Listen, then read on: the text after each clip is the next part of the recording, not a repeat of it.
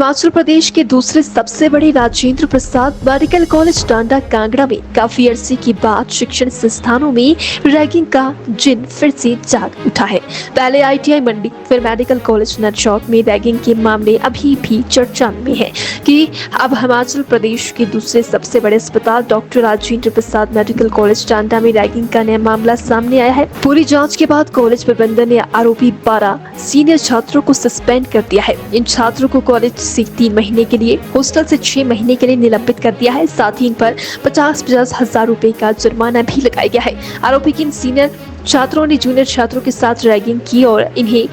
लगातार टॉर्चर भी किया जा रहा था। मैडम, हमारे यहाँ पे रैगिंग के लिए 0 टॉलरेंस है और हमारे यहाँ इसको चेकिंग करने के लिए डिफरेंट मैकेनिज्म्स हैं। उसी मैकेनिज्म के तहत एक एंटी रैगिंग स्क्वाड होता है और वो रूटीनली चेकिंग, पोस्टर्स की चेकिंग और डिफरेंट स्पॉट्स की चेकिंग करते हैं। संडे के दौरान जब वो टीम चेकिंग के लिए गई तो वो जो है संडे को जब वो दूसरी चेकिंग गई तो वहाँ उन्होंने पाया कि किसी जूनियर के समय में उनको एक सीनियर की कुछ फाइल दी और उसी दौरान फिर उन्होंने ये पाया कि वहाँ पे जूनियर के पास जो थी वो फाइल थी और उसकी वो रिपोर्ट जो थी एंटी रैगिंग स्क्वाड में वो प्रिंसिपल ऑफिस को सुबह प्रोवाइड की मंडे और मामले का संज्ञान लेते हुए उनकी वो जो रिपोर्ट थी जिसमें वो लिखा गया था वो इमीडिएटली हमने एंटी रैगिंग कमेटी को फॉरवर्ड कर दी, सब कमेटी को, और उन्होंने उस पर तत्काल छानबीन करते हुए हमारे को जो है एक रिपोर्ट सबमिट करी, पहली रिपोर्ट, और उस पहली रिपोर्ट के तहत उन्होंने 6 बच्चों को उसमें दोषी पाया। हमने पेरेंट्स को इन्फॉर्म किया। पेरेंट्स जब ट्यूसडे को आए हैं तो उनके सामने जो भी एंटी रैगिंग कमेटी ने सज़ा उनके लिए निर्धारित की थी, सज़ा के तहत उनको वो सज़ा दी गई और वो फिर तफ्तीश जो कि चल रही थी वो ट्यूसडे को दी हुई और ट्यूसडे शाम को उनकी एक और रिपोर्ट हमारे को सबमिट हुई और उसमें उन्होंने 6 बच्चों को और उसमें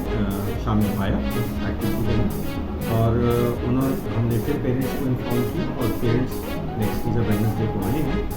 तो वेडनेसडे को फिर हमने वो उनको भी 6 बच्चों के अगेंस्ट एक्शन लिए। तो ये 12 जो थे वो सीनियर बैच के बच्चे थे और चूँकि 2 जूनियर बैच के बच्चे भी जिनके पास ये कॉपीज़ मिली थी, चूँकि उन्होंने जो है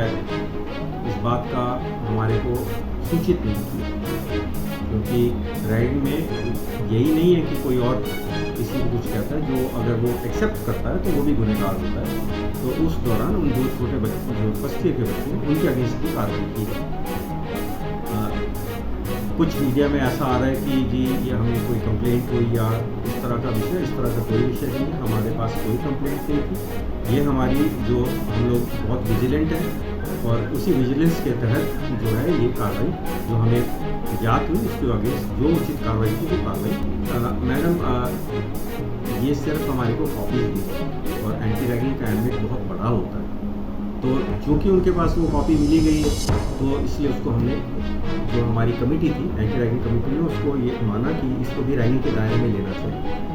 तो इसलिए ये कार्रवाई की गई। कोई मामला नहीं है, कोई भी इशू नहीं है, ये सिर्फ हमारे को उनके कमरे में ये सामान मिला। मैडम, कार्रवाई के तहत जो है उनको जो सज़ा दी गई है उसमें 50,000 रुपये का जुर्माना, 6 महीने के लिए सीनियर प्रिंसिपल को स्कूल से निकाला गया और 3 महीने के लिए क्लासेस से सस्पेंड किया। जब वो कार्रवाई हो चुकी है तो फिर वो संस्थान में तो नहीं होंगे। तब हमारा डे 1 जब बच्चे आते हैं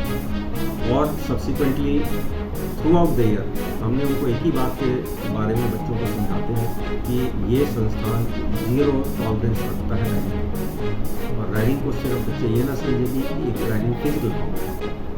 कोई भी रैगिंग अगर हमें लगता है कि कोई भी विषय इस एम्बिट में आता है तो हम उसको कतई टॉलरेट नहीं करते। ये संस्थान 0 रैगिंग टॉलरेंस मेंटेन करता है और आगे भी मेंटेन करेगा।